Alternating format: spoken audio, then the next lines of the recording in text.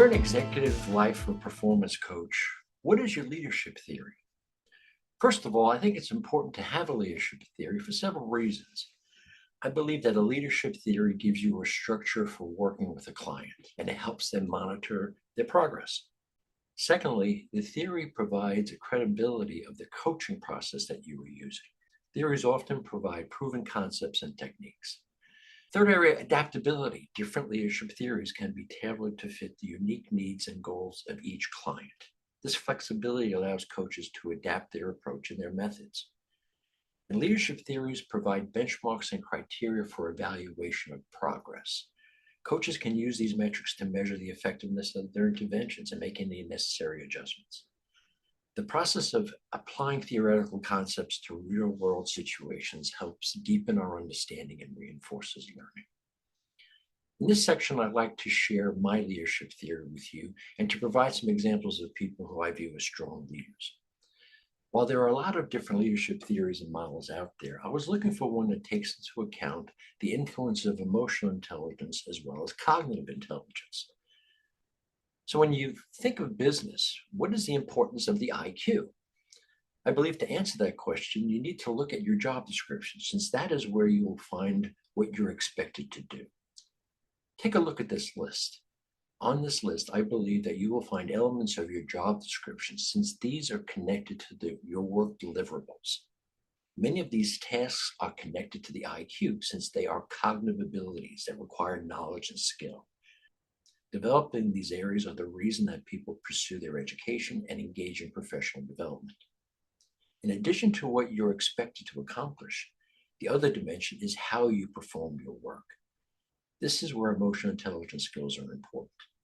These are the skills we use to connect with employees, peers, clients. They help us to anticipate and manage stressful situations and assist us in maintaining a positive outlook during challenging times.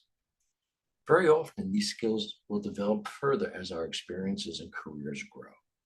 Now, since we can measure IQ and EQ, then I believe we want to work for and be led by people who score high in both of these areas.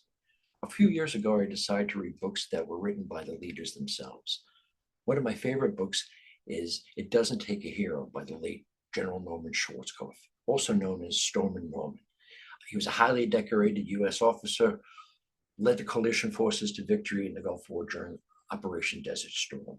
He was renowned for his strategic brilliance and charismatic leadership, which earned him widespread respect and admiration. My favorite quote of his, "I wouldn't trust a man who didn't cry, he wouldn't be human."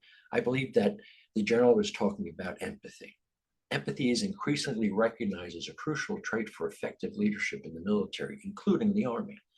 Empathetic leaders are better able to understand and connect with their soldiers, fostering trust and cohesion within their units.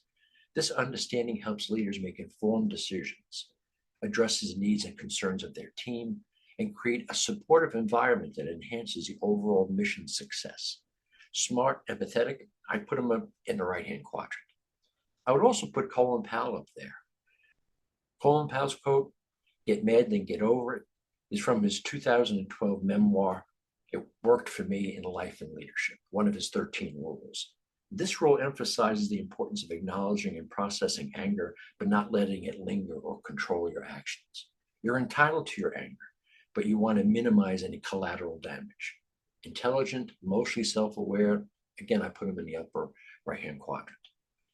Now, I've never served in the military, but if I had to follow a general into battle, it would be a Schwarzkopf or a Powell. I would not want to be commanded by Sir Douglas Haig. Haig was trained as a military officer, so his views and tactics were viewed as inflexible.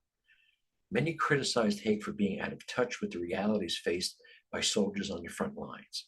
His perceived indifference to their suffering earned him the nickname Butcher Haig. His quote about machine guns lacks the intelligence to understand the devastating effect of this weapon on his troops. Low empathy, low curiosity.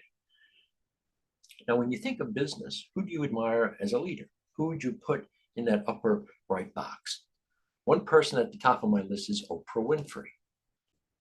Oprah Winfrey is a renowned American talk show host, television producer, actress, author, best known for her influential talk show, The Oprah Winfrey Show, which ran for 25 years. She has been recognized as one of the most powerful and philanthropic women in the world, significantly impacting media and culture. I would describe her as intelligent and influential, upper right-hand quadrant. I would also put Bill Gates in the upper right box. Bill Gates is an American business giant, software developer, best known for his co-founding Microsoft Corporation, which revolutionized the personal computer industry. He has also dedicated $50 billion of his wealth to global health, education, and poverty alleviation through the Bill and Melinda Gates Foundation. Smart, caring, upper right-hand quadrant. Now consider Bernie Madoff. Bernie Madoff was an American financier and former chairman of NASDAQ Stock Exchange, infamous for orchestrating the largest Ponzi scheme in history, defrauding thousands of investors out of an estimated $65 billion. He was arrested in 2008, sentenced to 150 years in prison, where he remained until his death in 2021. Very sad story.